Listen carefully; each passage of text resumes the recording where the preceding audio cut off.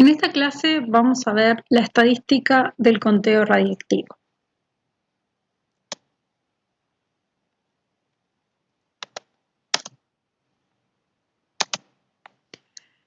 ¿Qué vamos a ver en esta clase? Primero que nada vamos a hacer un leve repaso de los tipos de errores que existen, sistemáticos y aleatorios. Vamos a hacer un repaso muy breve de algunos conceptos de estadística.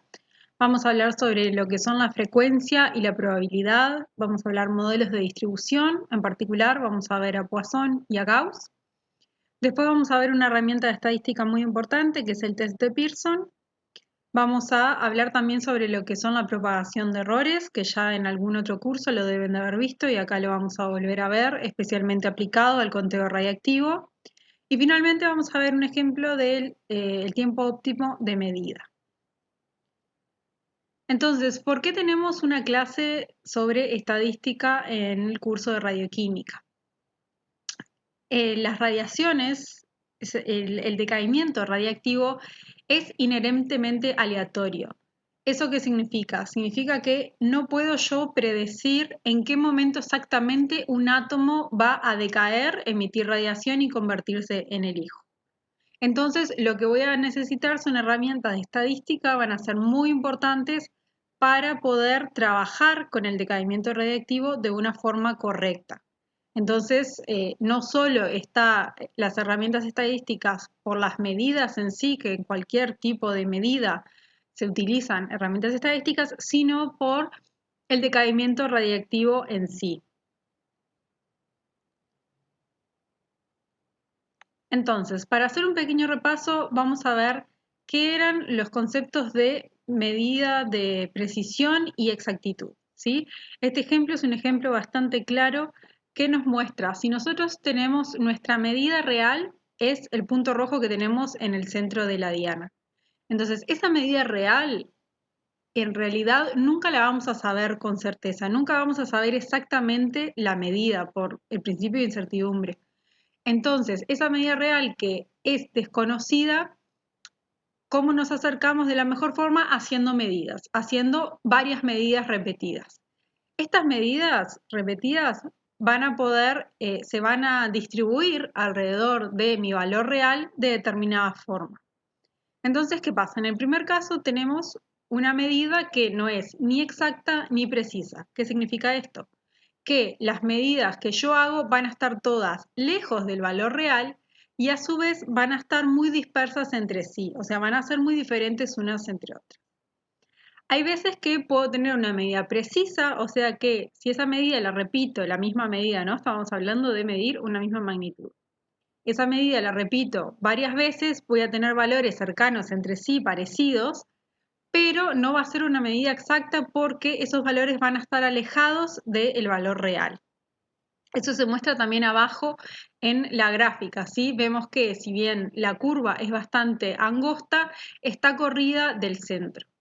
Después tenemos el caso inverso, en el que tenemos una medida que es exacta, porque si hacemos un promedio de todas estas medidas, vamos a tener un valor que sea cercano al valor real, pero no es precisa. ¿Por qué? Porque si yo repito esa medida una y otra vez, los valores van a diferir mucho entre sí, o sea, están dispersos en lo que es la diana que tenemos acá, y eso cómo se refleja en un ensanchamiento de nuestra curva de distribución. Finalmente, el caso más deseable y el que uno siempre intenta obtener es una medida tanto precisa como exacta, ¿sí? Que significa que los valores están cerca del valor real y a su vez están muy cercanos entre sí. Entonces, cuando nosotros vamos a trabajar, vamos a hacer medidas, vamos a hacer observaciones experimentales, vamos a tener valores, ¿sí? Entonces, estos valores siempre van a estar afectados por errores, ¿sí? Nunca por eso pasa que las medidas varían. Voy a tener diferentes tipos de errores, sistemáticos y aleatorios. Esto ya lo deben de haber visto en varios otros cursos, pero para recordar, tenemos los errores sistemáticos que están asociados a los instrumentos y a las técnicas empleadas y son constantes si la técnica, si el instrumento no varía. Lo que me afecta en este caso es la exactitud de la medida. Como ven arriba a la derecha, lo que hacen es que el valor se corra del valor real. Eso, en el caso, por ejemplo, del decaimiento radiactivo, puede ocurrir por la absorción de la radiación por el aire, que entonces va a hacer que llegue menos radiación al detector y me va a dar un valor menor. También por la ventana del detector mismo, saben que los detectores, los materiales detectores tienen una cubierta de un material y eso obviamente que va a absorber cierta parte, una pequeña parte de la radiación. También existe la retrodispersión de la radiación. ¿Qué significa esto? Que la radiación sale para atrás, retrodispersada, y no va a llegar al detector, por lo que también me va a dar un valor menor al real, o la autoabsorción de la radiación. ¿Qué es esto? Cuando nosotros tenemos una muestra, nuestra muestra va a tener un volumen finito. Si yo tengo un átomo que está decayendo en el seno de esa muestra, la radiación emitida va a interaccionar con los otros átomos de la muestra y puede verse absorbida.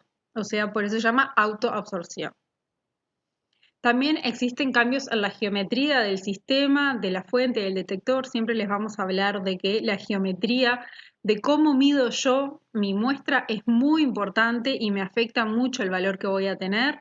Puede ser que el equipo esté mal calibrado, puedo tener cosas que no deberían ocurrir, ¿verdad? Pero, por ejemplo, puedo tener una fuente cerca, alguien capaz está trabajando con una fuente cerca de donde yo estoy midiendo y eso hace que el valor que mida sea mayor.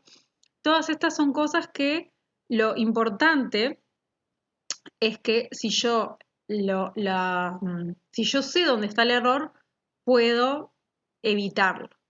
Después tenemos los errores aleatorios. Estos son un poco más complicados y están asociados a un gran número de variables impredecibles. Yo no puedo predecirlos, ¿sí? Lo que hacen en este caso, en vez de afectarnos la exactitud, nos afecta la precisión. Como son errores que dependen de muchas cosas, hacen que una medida que se realice muchas veces varíe en su valor y afecta la precisión.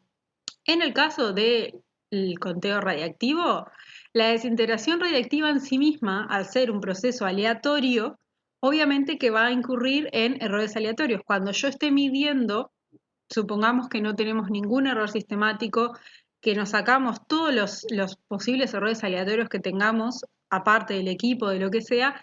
Si yo mido la desintegración radiactiva, nunca se va a estar desintegrando exactamente la misma cantidad de átomos. Entonces, ese valor va a fluctuar.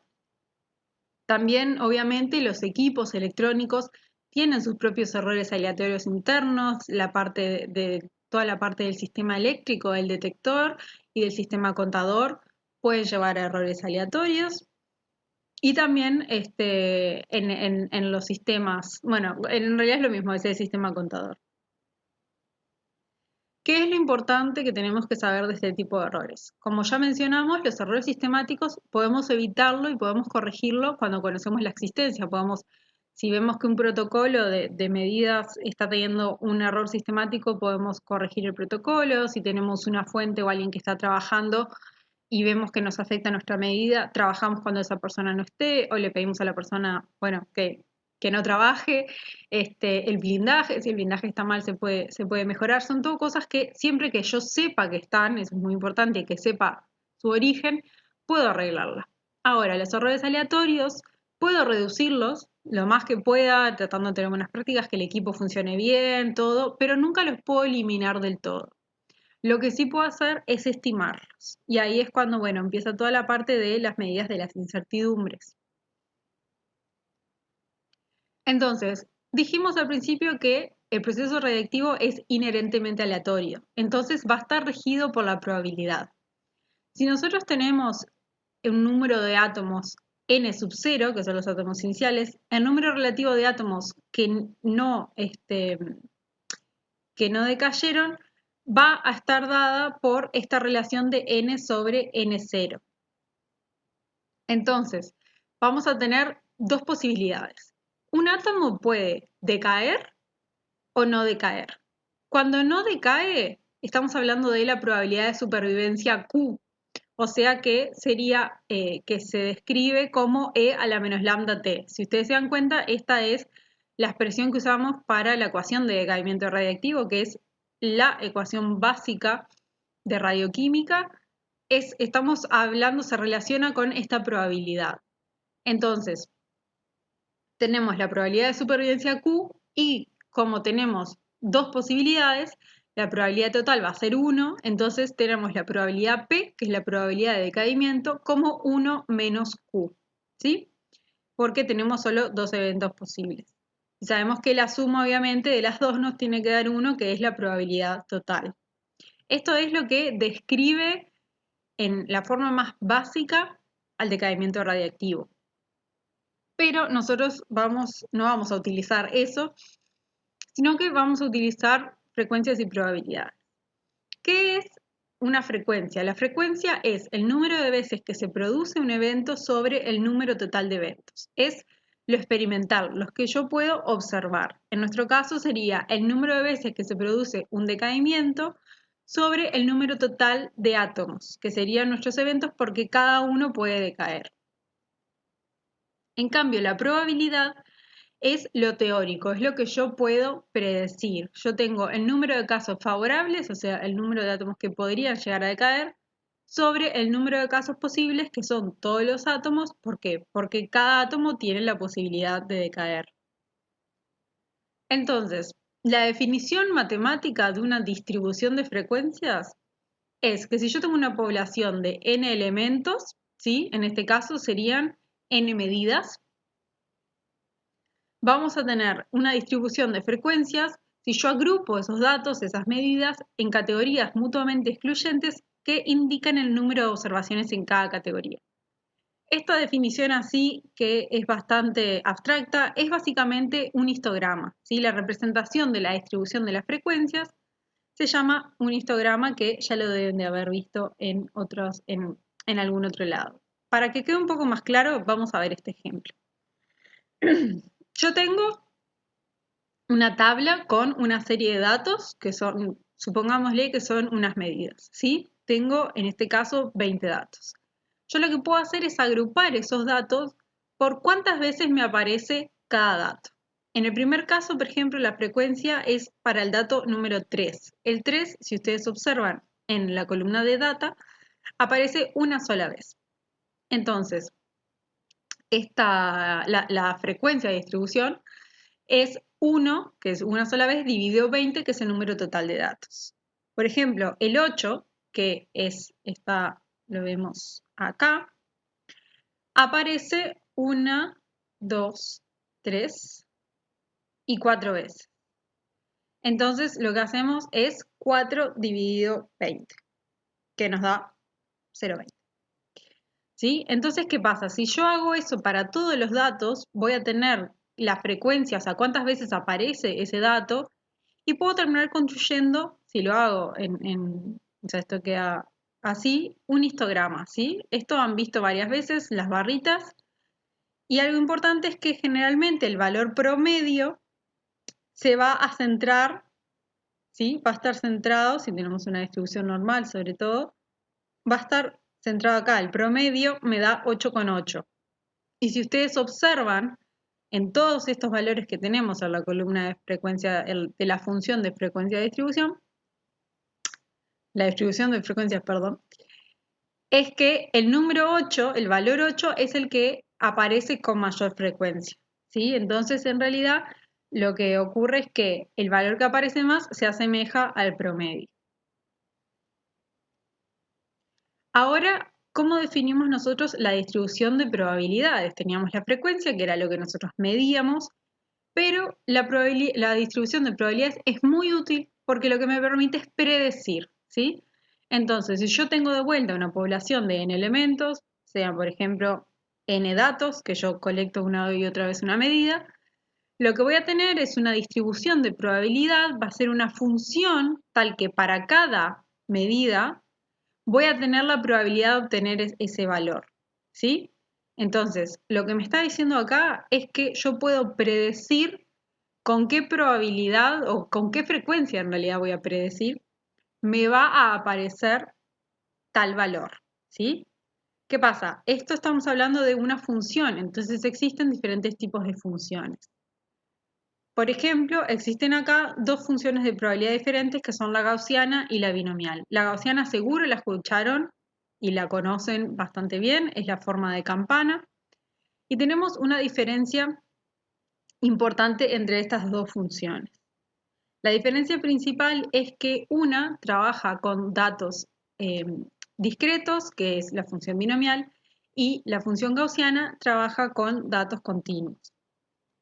Entonces, de vuelta, haciendo un poco de repaso, las variables tenemos continuas y discontinuas. Las variables continuas son las que toman un número infinito de valores y entre ellos hay infinitos números, ¿sí?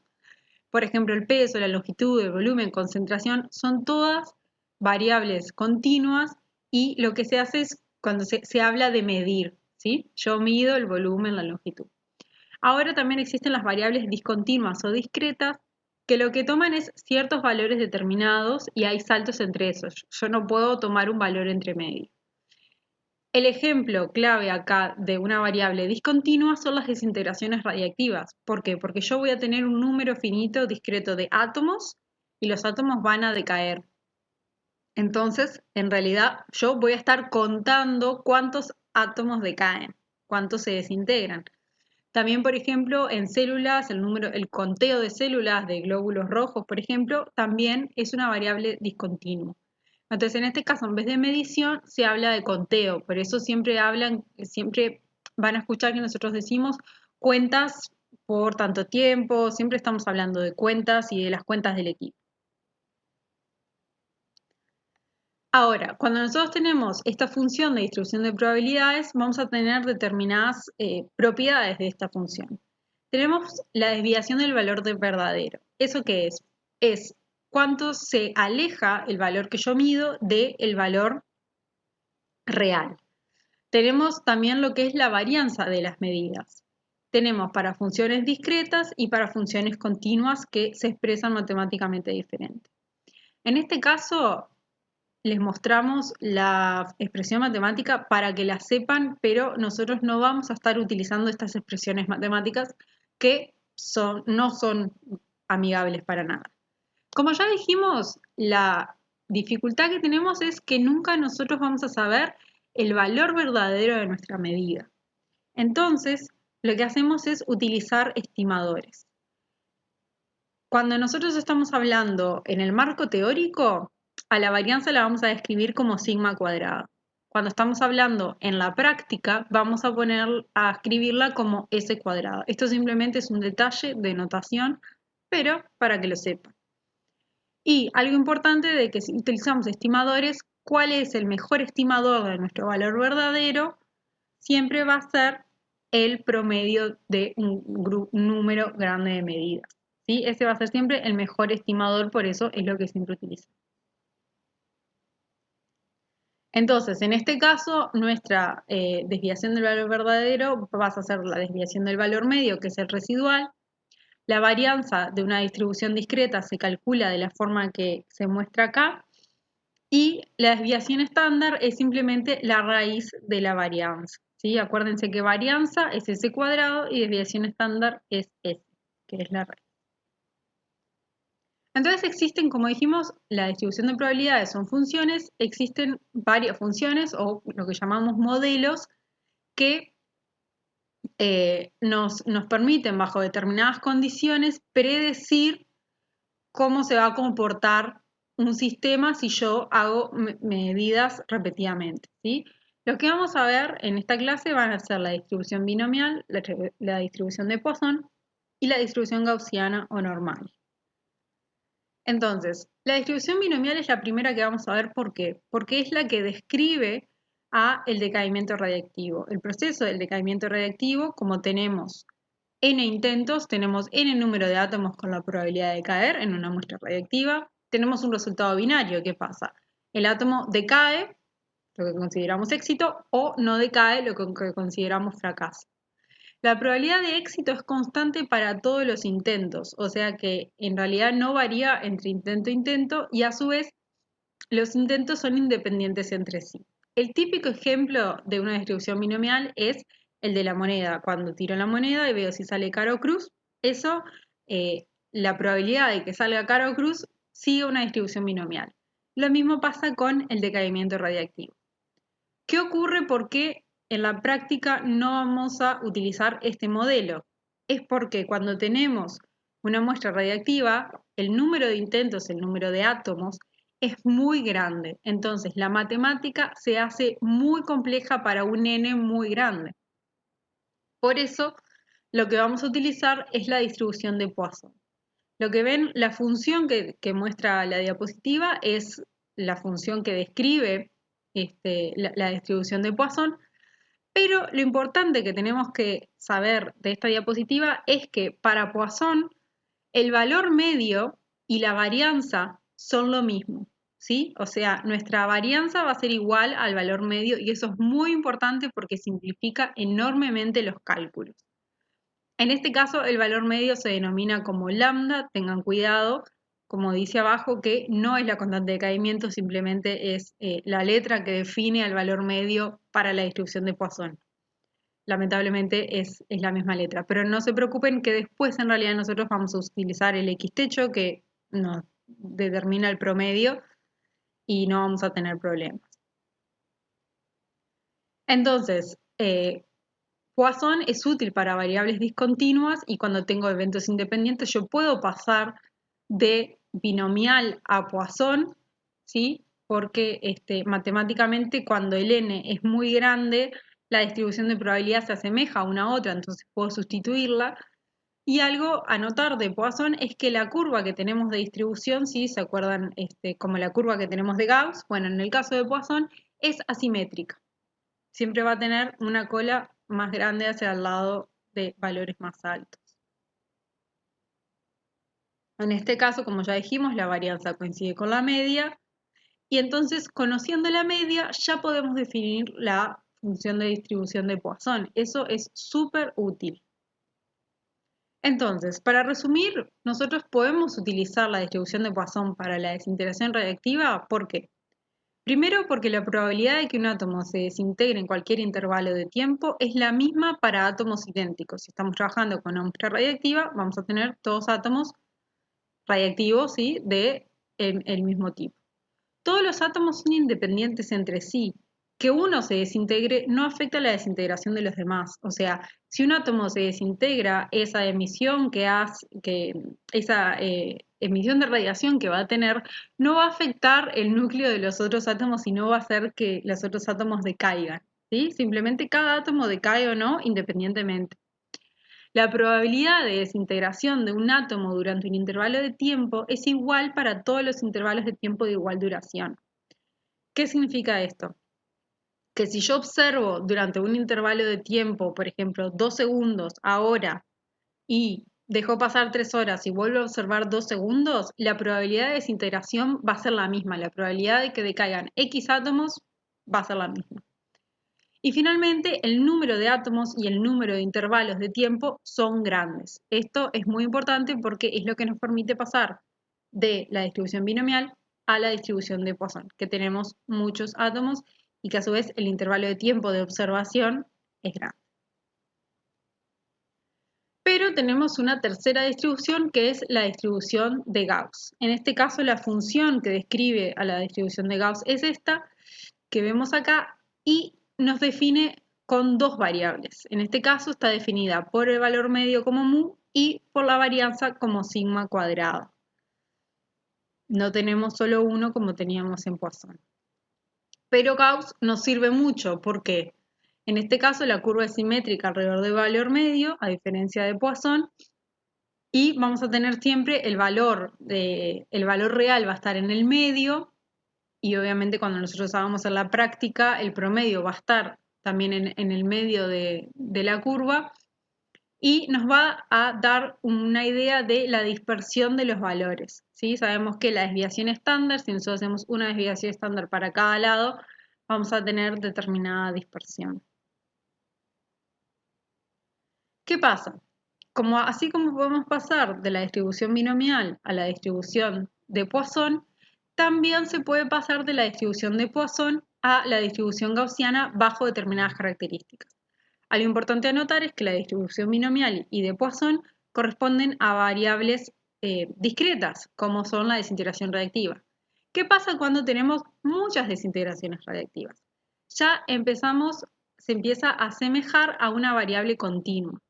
Entonces, la curva de Poisson, que era asimétrica, como vemos al principio, a medida que empieza a aumentar el número de medidas o el número de desintegraciones, se va corriendo y cada vez se va haciendo más simétrica y se va asemejando más, los valores se van juntando tanto que se va asemejando a una variable continua.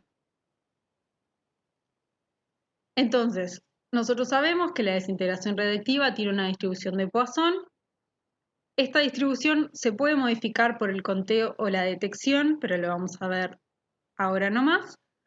Y sabemos que los valores de probabilidad de Poisson se pueden asemejar con Gauss cuando el promedio, o sea, lambda, estamos tomando el caso del valor medio para Poisson, es mayor a 100. En la práctica esto significa que cuando yo tengo más de 100 cuentas, yo ya podría asemejar lo que es la distribución de probabilidad de Poisson con Gauss. Y esto nos va a permitir utilizar determinadas herramientas, que ahora más adelante les vamos a ver.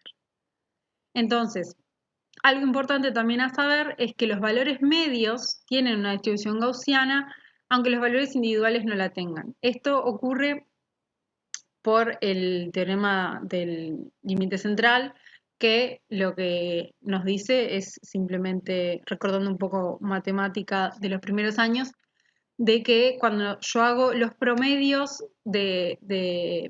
si yo tengo un grupo de medidas y tengo varios, y tomo subgrupos y hago sus promedios, esos promedios van a seguir una distribución gaussiana, aunque cada valor individual no la tenga. O sea, siempre puedo terminar haciendo que mis datos tengan una distribución gaussiana, ¿sí? Tenemos una muestra, tenemos una actividad y sabemos que esa muestra va a tener una distribución de Poisson.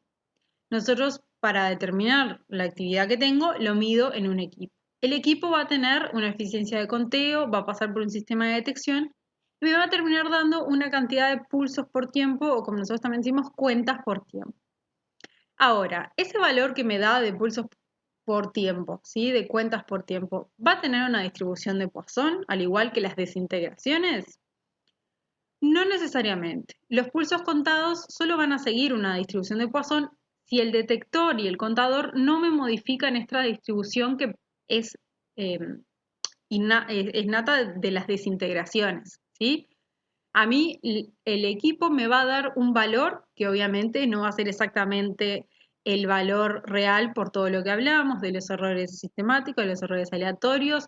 Es importante tener en cuenta que el detector va a tener una eficiencia dada, entonces siempre me va a medir menos de lo que en realidad se está desintegrando. Y este valor, si yo mido muchas veces, la distribución de valores no necesariamente va a seguir una distribución de Poisson. Eso es algo muy importante a tener en cuenta porque idealmente sí debería seguirlo, pero no tiene por qué suceder. Es por esto por lo que nosotros tenemos que verificarla, ¿sí?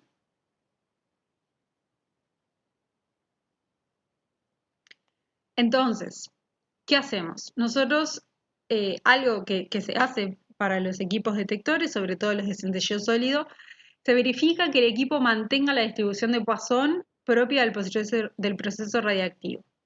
Lo que se hace es se toman una serie de datos experimentales, se toma una medida, se repite esa medida y vamos a tener que ese conjunto de datos experimentales van a seguir una función de distribución f de x mayúscula.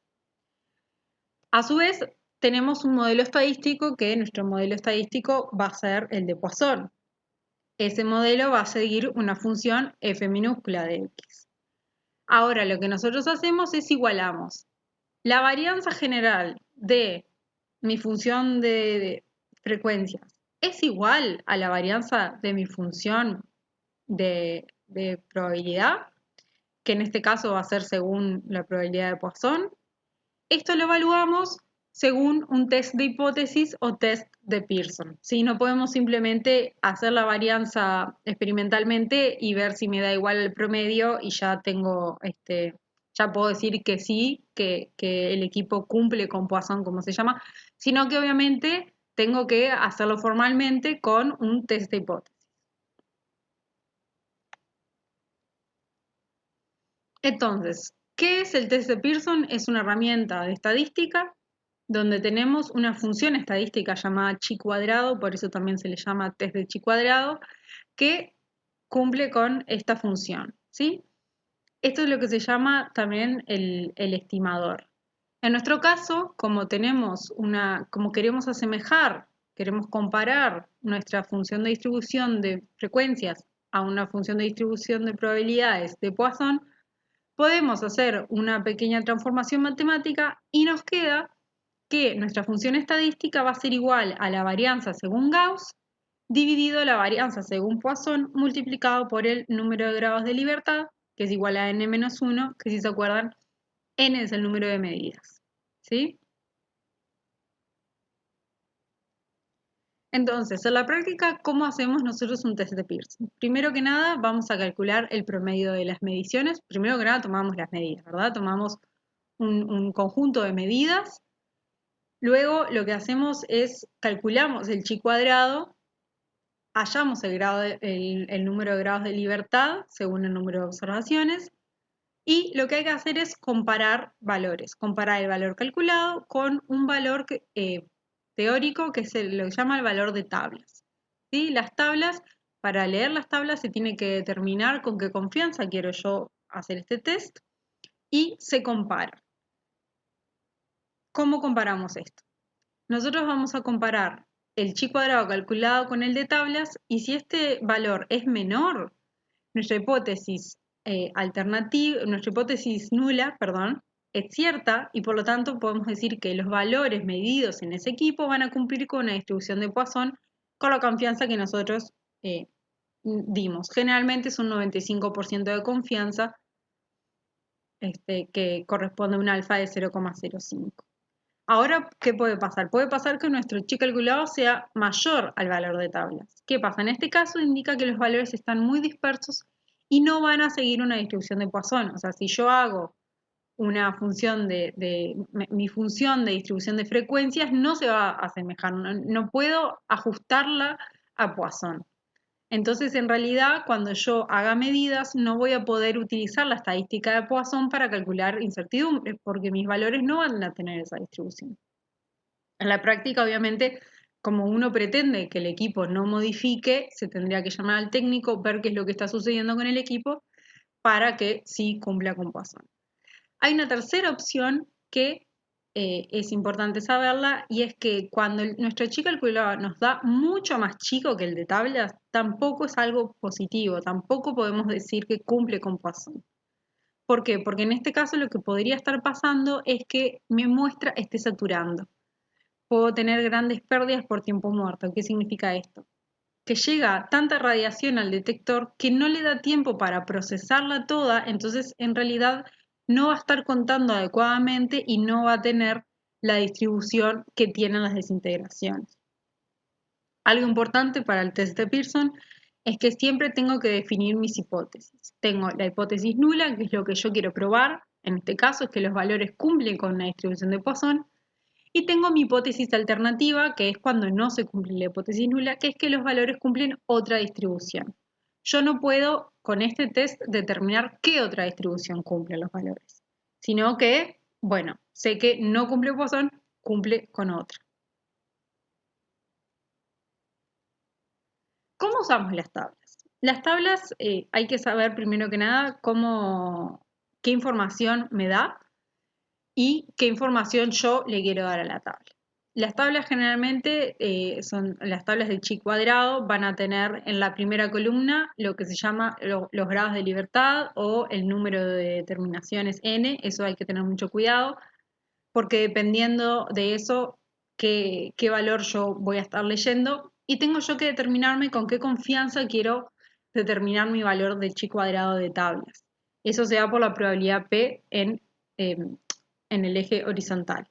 Entonces, si nosotros queremos una probabilidad de 95%, o sea, una confianza de 95%, eso significa un nivel de significancia alfa de 0,05, o sea, 1 menos 0,05 me da 0,95. Entonces, supongamos que yo hago medidas, ¿sí? Hago 10 medidas, entonces necesito saber cuál es mi valor de tablas. Lo que busco acá es, en la primera columna, voy a tener 10 medidas, en este caso es el número de determinaciones n, si fuera grados de libertad, me posicionaría en el 9, y intercepto con el 0,05. Entonces voy a tener que mi valor de tablas va a ser 16,9. Dependiendo cuánto me dé el calculado, las conclusiones que yo voy a sacar. Ahora vamos a pasar a otra parte que es la propagación de errores y cómo lo vamos a aplicar nosotros a las medidas de radiación. Vamos a ver el caso general, vamos a ver el caso para adición y sustracción de tasa de cuentas y después los cocientes y los productos. El caso general, esto vale para el conteo radiactivo y para cualquier otra medida, es que cuando tengo una magnitud U, que va a depender de varios parámetros, muchas veces, ¿qué pasa? Yo realizo una medida y después con ese valor hago cálculos, entonces voy a estar arrastrando un error y voy a tener que calcular, voy a estar propagando un error y voy a tener que saber cómo calcular esa propagación. Entonces, siempre que estas variables sean independientes, tenemos nuestra fórmula de propagación de error, que es la fórmula general. Es una fórmula bastante fea, pero es importante que la sepan para saber de dónde sale. Después vamos a ir aplicando a diferentes casos y vamos a llegar a formulitas específicas para cada caso, pero todas van a partir de esta fórmula general, que tenemos que la varianza de nuestra magnitud calculada va a ser igual a las varianzas de cada magnitud, ¿sí? De cada parámetro independiente, multiplicado por la derivada parcial elevada al cuadrado de de la función, ¿sí? Es bastante matemática 0,1, pero no se preocupen que vamos a ir viendo los casos y van a ver que simplifica mucho. Entonces, antes que nada, vamos a ver cómo expresamos nosotros la actividad de una muestra, antes de ver cómo propagamos esos errores. Las mediciones radiactivas, cuando nosotros hacemos muchas medidas, se puede hacer muchas medidas en tiempos cortos o se puede hacer una sola medida en un tiempo largo. Y eso lo consideramos como la mejor estimación de la medida. Lo que vamos a estar hablando, vamos a ver que siempre medimos cuentas por determinado tiempo. Puede ser 2 segundos, 10 segundos, 1 minuto, eso depende de lo que nosotros querramos medir. Pero para poder trabajar con todas esas medidas que van a tener diferentes bases de tiempo, lo mejor es trabajar con la tasa de actividad, que la tasa de actividad viene a ser el cociente entre el número de cuentas sobre el tiempo. De esta forma me independizo del tiempo. Entonces, si yo tengo la tasa de actividad, denominada R, tenemos X sobre T. En este caso, el tiempo lo consideramos como una constante porque suponemos que no va a tener incertidumbre. Entonces, nuestra única variable sería el número de cuentas, la X. Por lo tanto, mi función sería un R de X.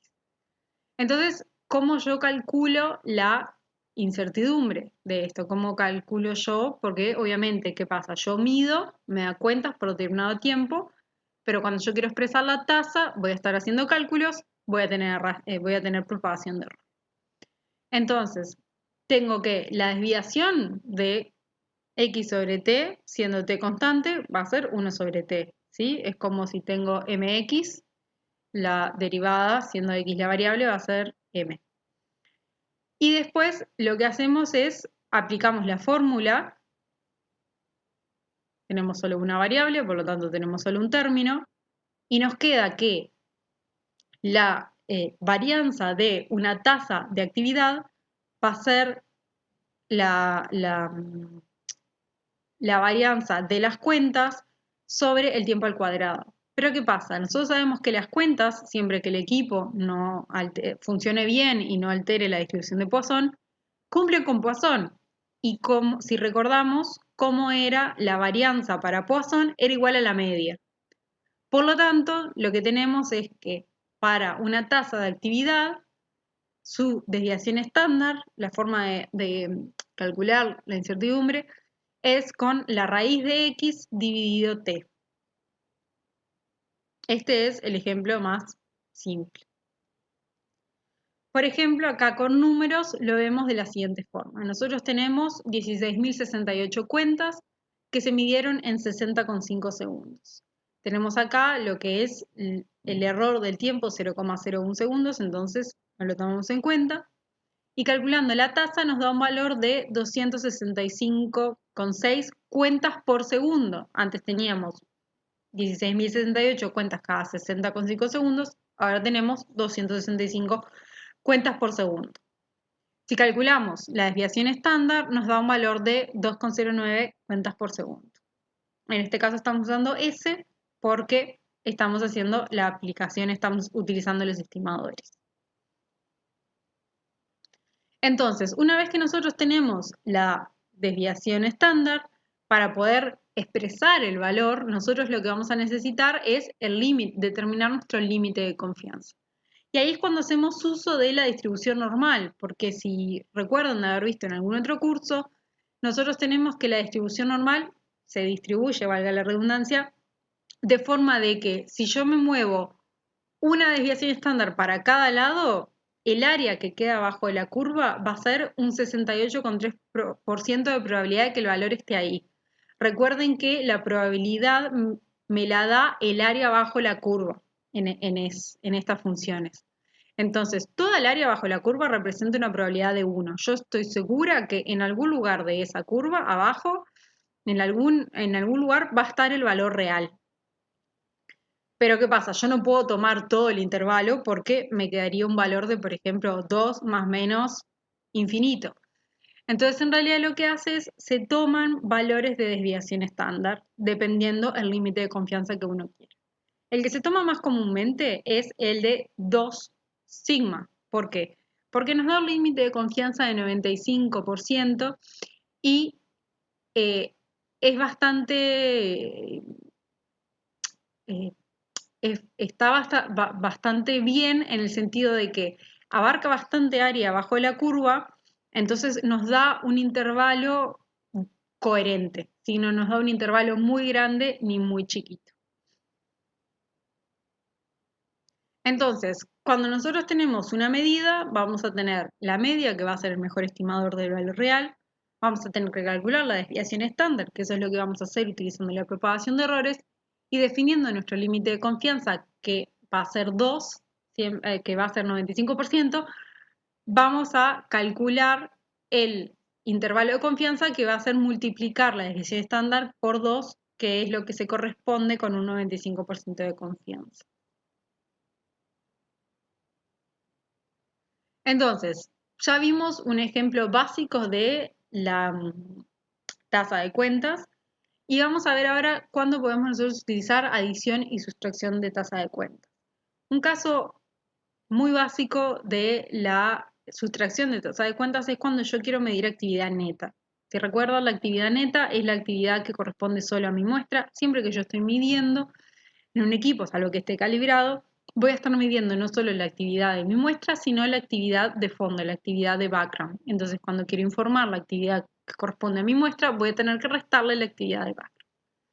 Pero, primero que nada, vamos a ver el caso cuando tengo una suma. Si yo tengo mi función u igual x más y, ¿qué tengo que hacer? Aplico la ecuación general de propagación de errores. Entonces, sabemos que la derivada para cada uno va a ser igual a 1 y va a estar multiplicado por la varianza. Entonces sabemos que para una suma la varianza va a ser igual a la suma de las varianzas. Ahora, ¿qué pasa cuando yo tengo una resta? Que sería el caso de la actividad neta. En ese caso sería igual porque nosotros al estar elevado al cuadrado la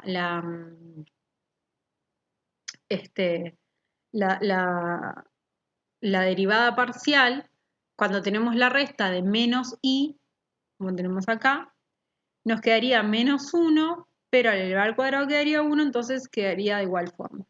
Por lo tanto, para sumas o restas de dos distribuciones poissonianas, vamos a tener la suma de las varianzas. Esto es importante, que cuando tenemos la varianza es la suma de las varianzas, pero cuando quiero hacer la desviación estándar hago la raíz a todo. Por favor, no hagan la raíz a cada uno de los términos porque eso es matemática de liceo. Entonces, vamos a verlo en un ejemplo. Como les dije, el típico ejemplo en el conteo radiactivo es cuando queremos expresar una actividad neta. Entonces, tenemos una medida del background de 600 cuentas en 15 minutos y una medida de la muestra de 1000 cuentas en 10 minutos. ¿Cuál es la medida neta y cuál es la desviación estándar? Primero que nada, vamos a calcular la tasa neta, ¿verdad? Tenemos la tasa de la muestra, que es 1000 cuentas dividido 10 minutos, y la tasa del background, que es 600 cuentas dividido 15 minutos. Obviamente que si yo quiero calcular la actividad neta, no voy a poder restarlas, la del background y la de la muestra, porque están medidas en diferentes tiempos. Entonces, una vez que tengo estos dos valores, puedo calcular la desviación estándar para cada uno, ¿sí? Calculo para la muestra, calculo para el background y lo que tengo es calculo la tasa neta, que obviamente en este caso están las dos en cuentas por minuto, entonces si puedo restarlo, me da 60 cuentas por minuto, y calculo la desviación estándar de la tasa de actividad neta como la raíz de la suma de las varianzas. Y llego a este valor. Finalmente, como siempre vamos a estar trabajando con un 95% de confianza, voy a tener 60 más menos 2, que en este caso está escrito como K alfa, por 3,6 cuentas por minuto. Es muy importante siempre poner las unidades. En estos casos, cuando estamos trabajando con tasas, vamos a estar trabajando con cuentas por diferentes tiempos, vamos a estar trabajando con Becquerel, con desintegraciones, con Curies. En radioquímica se trabajan con muchas unidades diferentes y es muy importante siempre escribirlas para no armarse lío. Bueno, otra cosa que se utiliza mucho es expresar la desviación estándar de la tasa media. Entonces, ¿qué pasa cuando nosotros queremos expresar esto? Nosotros habíamos definido la tasa como X sobre T. Cuando hacemos la tasa media, simplemente podemos hacer, considerando que todas las medidas son en el mismo tiempo, hacemos el promedio de las cuentas, dividimos entre el tiempo de medida. Y sabemos que el promedio de las cuentas va a ser igual a la sumatoria de cada una dividido el número de medidas. Entonces, nosotros del ejemplo de la desviación estándar de la tasa, vamos a saber que el tiempo es constante. Entonces el tiempo lo vamos a sacar para afuera y sabemos que la desviación estándar de la tasa promedio va a ser igual a la desviación estándar de las cuentas promedio dividido el tiempo de medida. Ahora lo que nos queda es cómo calcular esa desviación estándar de las tasas, de las cuentas, perdón, promedio, que a su vez después nos va a indicar cómo calcular la desviación estándar de la tasa promedio.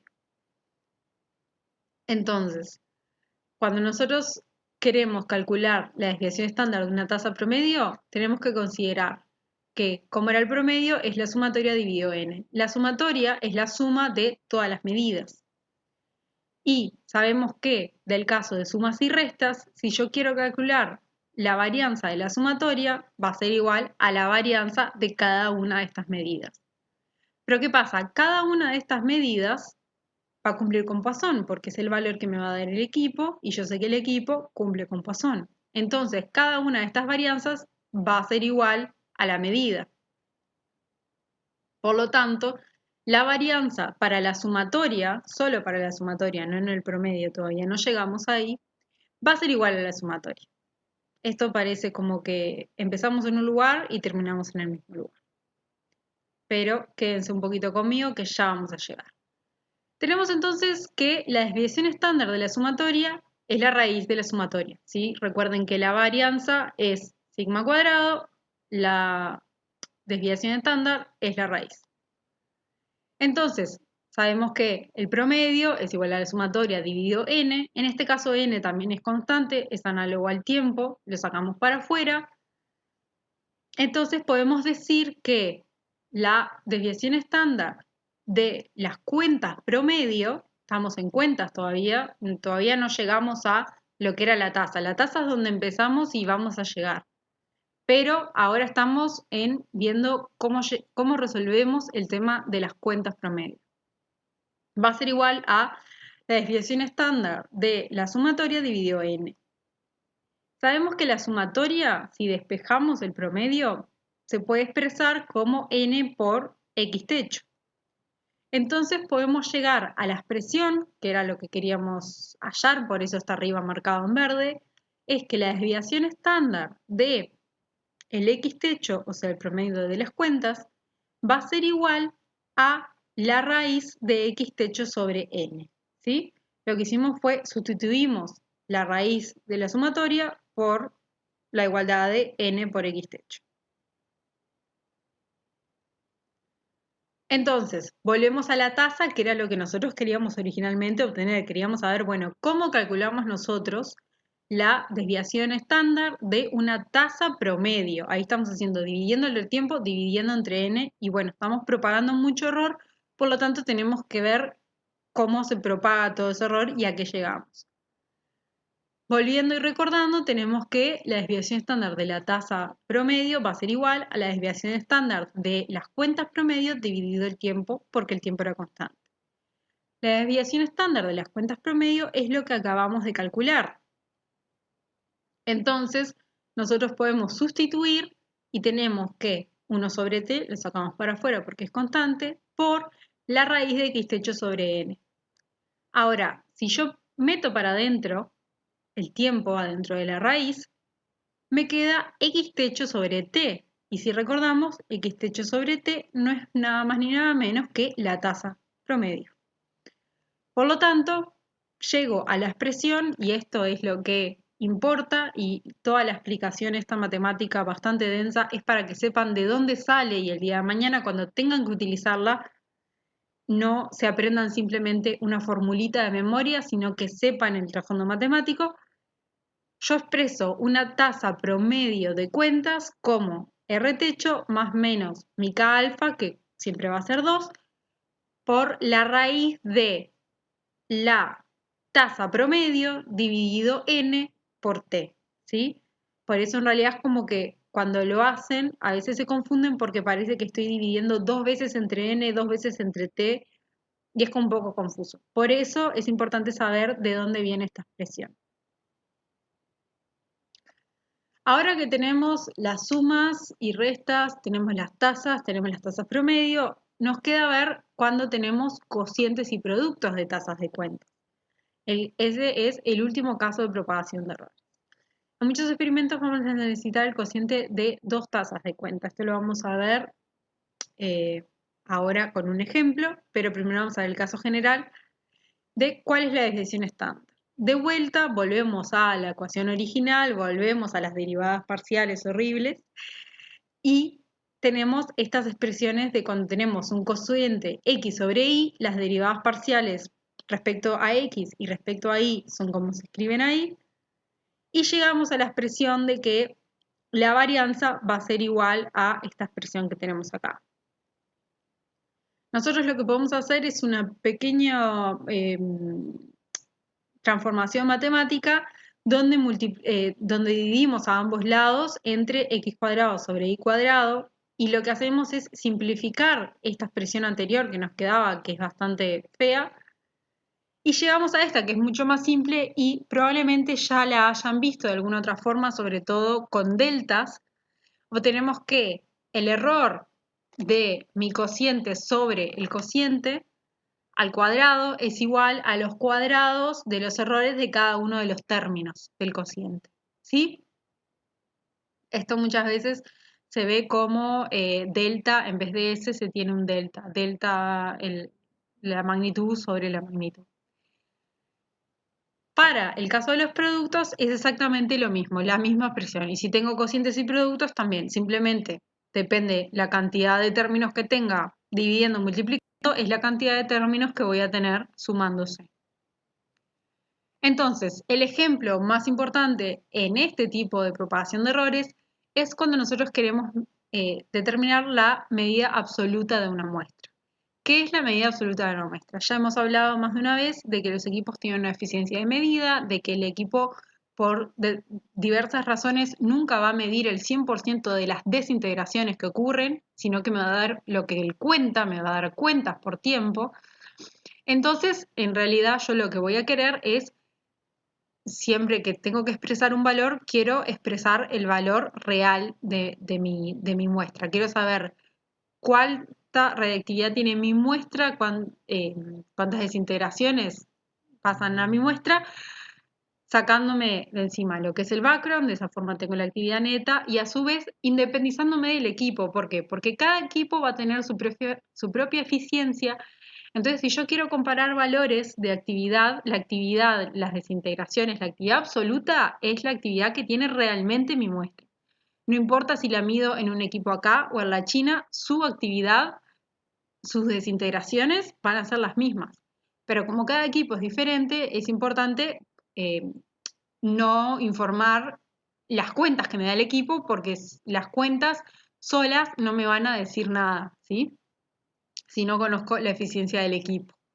Entonces, de esta forma se calcula la eficiencia del equipo y una forma de hacerlo es comparar con un patrón, ¿sí? La forma de calcular la eficiencia es si yo tengo un patrón me viene calibrado, me dice cuánta actividad tiene real, cuántas desintegraciones por segundo tiene real, y yo puedo medirlo. Si lo mido en el equipo, me va a dar unas cuentas por segundo, que siempre obviamente va a ser un valor menor a las desintegraciones. Hago el cociente y ese cociente va a ser la eficiencia. Si mi muestra va a ser igual, es del mismo radionucleido que el patrón, idealmente esa eficiencia se mantiene. ¿Por qué? Porque la eficiencia depende de la energía del radionucleido, de la energía de emisión. Y cada radionucleido tiene una o más emisiones de energías particulares. Entonces, si mi patrón corresponde con el mismo radionucleido de mi muestra, yo puedo comparar esas eficiencias. Ahora, si agarro un patrón que tiene un radionucleido con una emisión de energía gamma que nada que ver, por ejemplo, supónganse que estoy midiendo tecnecio que tiene una energía gamma de 140 keV y mi patrón que agarro es el de cesio que tiene una energía de 662 keV, las eficiencias van a ser muy diferentes, entonces no son comparables. Entonces es importante que el patrón que yo utilice para medir sea o del mismo radionucleido o de última un radionucleido que tenga una energía de emisión muy parecida en valor. Entonces acá lo que tengo es dos cocientes, que cuando yo lo que voy a querer obtener van a ser las desintegraciones por segundo de mi muestra. Las cuentas por segundo obviamente las saco del equipo. Entonces en este caso tengo multiplicación y división. Cuando yo voy a querer calcular el error de esa medida, voy a tener obviamente propagación de error. Entonces tenemos esta fórmula, ¿sí? Que lo que nos dice es que el cociente entre la desviación estándar de lo que yo quiero calcular, o sea, las desintegraciones por segundo, sobre el valor de desintegraciones por segundo, va a ser igual a la suma de los cocientes para cada uno de los términos. Entonces, vamos a ver esto un poco mejor con un ejemplo. Nosotros nos piden hallar el valor de tasa de actividad absoluta con la incertidumbre, con un 95,4% de confianza, para una muestra que contiene tecnecio. Entonces nos dan la tasa de actividad del patrón, es lo que viene calibrado, y nos dice que tiene 28.547 desintegraciones por segundo. Recuerden que las desintegraciones por segundo también se llaman Becquerel. Nos dice que el sigma de estas desintegraciones por segundo tiende a cero. ¿Qué significa esto? Nosotros, los patrones vienen calibrados y asumimos que no tienen error, ¿sí? Asumimos que el error es mínimo, entonces no tienen error. Lo que hacemos es medimos en el equipo el, el, el patrón y nos va a dar una tasa de cuentas dada. Y a su vez vamos a medir nuestra muestra, que es lo que nos interesa obtener, las desintegraciones por segundo. En este caso no estamos tomando en cuenta actividad neta. Entonces, haciendo el cálculo con la fórmula que ya vimos, tenemos que las desintegraciones por segundo de la muestra van a ser igual a las cuentas por segundo de la muestra medidas multiplicadas por las desintegraciones por segundo del patrón dividido las cuentas por segundo del patrón. Si ven, es importante saber las unidades porque cuentas por segundo de muestra se van con cuentas por segundo de patrón y me termina quedando en unidades de desintegraciones por segundo. Si no se acuerdan cómo era el despeje, acuérdense que les tiene que quedar desintegraciones por segundo. Entonces, ¿cómo calculamos la desviación estándar de la tasa de cuentas de la muestra? En este caso, como tenemos cuentas por segundo, no tenemos todo la propagación de errores de la tasa, simplemente hacemos la raíz. En este caso también hacemos la raíz para el patrón, porque son las medidas y el equipo no altera, entonces tenemos distribución de Poisson. Y lo que hacemos es, metemos todos estos valores calculados a nuestra fórmula. Algo importante es que el término de las desintegraciones por segundo del patrón se me va, y eso es bueno porque tengo que hacer menos cuentas. ¿Por qué?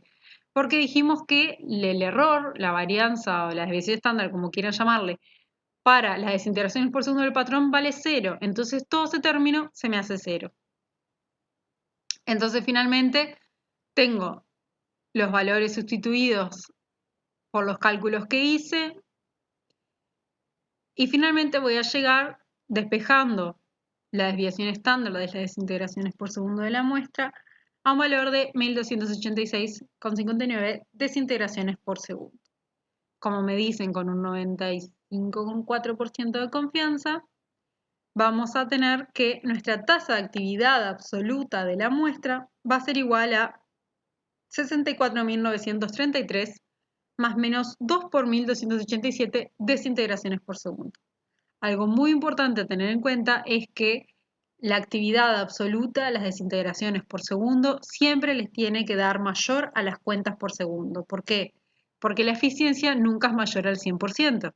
Entonces, si le está dando un valor mayor, claramente algún despeje o algo hicieron mal. Es importante que eso tomen en cuenta y que piensen cuando hagan los ejercicios qué es lo que estoy calculando y qué es lo que yo espero que me dé. Para terminar, tenemos otra pequeña herramienta que se utiliza estadísticamente, que es el cálculo del tiempo óptimo de medida. Nosotros a veces pasa que se quiere medir, dijimos que se puede medir muchas veces tiempos cortos, se puede medir una vez un tiempo largo, y hay veces que se tienen que optimizar estos tiempos. Entonces, si nosotros tenemos un tiempo total de medida T mayúscula, podemos particionar este tiempo, ponerle que tienen que hacer un experimento y tienen tanto tiempo para utilizar el equipo, en T sub G de la muestra y T sub B del background para minimizar la desviación estándar de las cuentas netas. Entonces, se puede particionar este tiempo de forma que la desviación estándar sea lo más chico posible. Yo minimizo la dispersión de los valores. Entonces, el cociente de los tiempos óptimos de medida de la muestra y el background va a ser igual a la raíz del cociente de las tasas de cuentas de ambos. Como ejemplo, nosotros tenemos de una hora por ejemplo, se tiene una hora para medir una muestra que tiene aproximadamente el doble de actividad que el background. En este caso ya más o menos sé cuál va a ser la actividad. Entonces, ¿cómo podemos nosotros dividir el tiempo de forma que obtengamos las condiciones de medida óptimas? ¿Sí? Utilizando esta ecuación, nosotros sustituyendo, sabemos que la tasa de cuenta de la muestra va a ser el doble que la del background y se puede sustituir y llegamos a que midiendo el tiempo de la muestra más o menos 1,44 veces la del background, nos da nos da la desviación estándar óptima para tener el menor error posible. Entonces, para terminar, como resumen, tenemos que el proceso redactivo es un proceso estadístico, ya lo vimos pila de herramientas que nosotros utilizamos y nos valemos para poder calcular y informar valores correctamente. Y si recuerdan, tenemos que la media es siempre el valor promedio, es el mejor estimativo del valor promedio del valor medio, que sabemos que nunca es, nunca lo conocemos con certeza.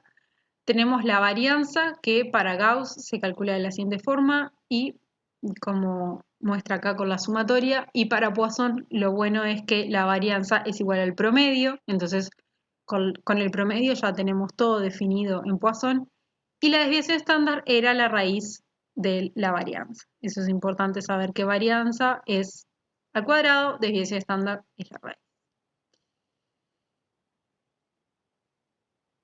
Después, recordemos que para los cálculos, cuando tenemos una distribución de Poisson, la desviación estándar se calcula como para la tasa de actividad como la raíz de x, siendo el número de cuentas sobre t.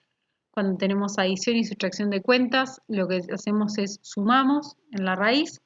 Cuando tenemos la tasa media, tenemos que dividir la tasa promedio dividido el número de medidas por el tiempo, hacemos la raíz. Y cuando tenemos cocientes y productos, tenemos que sumar los cocientes de las desviaciones estándar sobre la medida. Para terminar, acá tienen la bibliografía en la que me basé para la clase. El libro de Knoll tiene un capítulo todo sobre estadística. El capítulo de Atoms, Radiation and Radiation Protection está bastante bueno, está en inglés, pero lo pueden pedir por mail. Explica bastante bien todas estas cosas y Statistical Methods in Radiation Physics también. Muchas gracias.